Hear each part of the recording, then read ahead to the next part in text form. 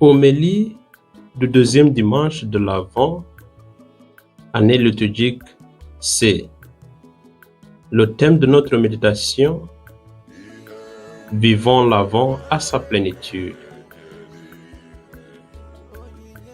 Dans une paroisse où j'ai célébré la messe dimanche passé, qui était le premier dimanche de l'Avent, un jeune servant de messe m'a posé une question de curiosité de savoir pourquoi nous portons le violet alors que nous sommes dans la joie de Noël. Il n'était pas totalement ignorant parce qu'il savait que la couleur violette dans l'Église catholique signifie la pénitence. Eh bien, c'est une question innocente parce que la réalité extérieure ne lui permet pas de bien vivre ou comprendre le temps de l'Avent. Vers la fin du mois de novembre, il y a déjà les lumières de Noël et d'autres ornements de la saison officiellement sur les places publiques et dans les maisons. Les musiques, les vidéos, les activités, les décorations et l'atmosphère en général respirent déjà Noël. Rien n'est mauvais dans tout cela, mais le danger pour le chrétien catholique est d'être emporté et d'oublier pourquoi l'Église nous donne le temps de l'Avent. C'est encore plus difficile quand on tombe sur des lectures comme les deux premières de cette journée, où il y a l'allusion indéniable à la joie. Dans la première lecture, le prophète Baruch redonne l'espoir et invite à la joie le peuple de Dieu déchiré par l'exil en annonçant la délivrance, les beaux jours qui arrivent de la part du Seigneur. Cependant, le peuple de Dieu doit aussi contribuer pour que Dieu trouve un bon terrain, c'est-à-dire un cœur disposé. C'est pourquoi il emploie l'expression figurative du nivellement des vallées et consorts.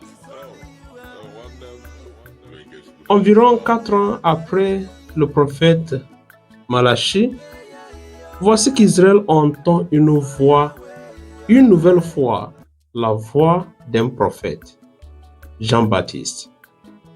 Cette voix de Jean-Baptiste dans l'Évangile retentit comme celle d'un superviseur qui se rend compte que les gens ont lâché à leur participation attendue, soit en demeurant dans le deuil prolongé, soit en étant emportés par la joie de la promesse annoncée par les prophètes.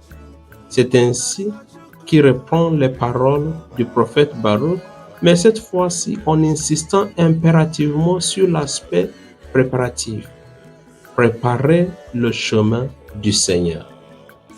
Bien-aimés dans le Seigneur, alors qu'il est bon d'être dans la joie parce que le Seigneur vient, ce n'est pas aussi pour rien que l'Église nous donne le temps de l'Avent. D'ailleurs, en lisant les noms dans le premier paragraphe de l'Évangile d'aujourd'hui, on dirait que nous sommes en pleine passion de notre Seigneur Jésus-Christ. Un fidèle me disait en blaguant que le temps de l'Avent est une version légère du carême. La voix de Jean-Baptiste transmet ce que signifie l'Avent pour nous. Temps de préparation pour accueillir le Seigneur. Sachant bien que personne ne vit dans le désert, Jean a choisi d'évangéliser à partir du désert, une terre aride. En fait, Jean s'adresse à cette partie de moi qui est sec et aride du Seigneur, qui n'est pas productif, qui est brutal et n'accepte pas de critique. Cette partie de moi où l'ouragan et la chaleur extrême du péché sèche et efface toute trace d'humidité venant de la parole de Dieu. Cette partie de moi qui est maladroite, où les péchés ont formé des dunes. C'est dans cette partie de nous que le Seigneur Jésus veut naître. Même si on n'est pas expert de la Bible Nous tous, nous comprenons que Jean-Baptiste avait employé ces expressions: rendre droit le chemin, niveler les vallées, aménager les routes, etc., pour parler de l'état de notre cœur.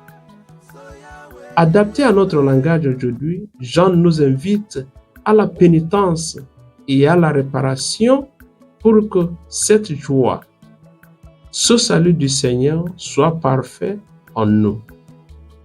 Le temps de l'Avent nous demande de sortir de notre zone de confort et rendre notre cœur habitable pour le Seigneur qui veut naître en nous, qui veut demeurer avec nous. Bien-aimé, qu'est-ce qui doit changer en moi pour que mon amitié, ma relation avec Dieu soit parfaite? Prenons un temps de retraite. Allons à la confession. Améliorons notre vie de prière. Pardonnons et aimons. Seigneur notre Dieu, dispose notre esprit au changement qui doit favoriser l'accueil digne de ton Fils Emmanuel, qui vient nous sauver. Amen.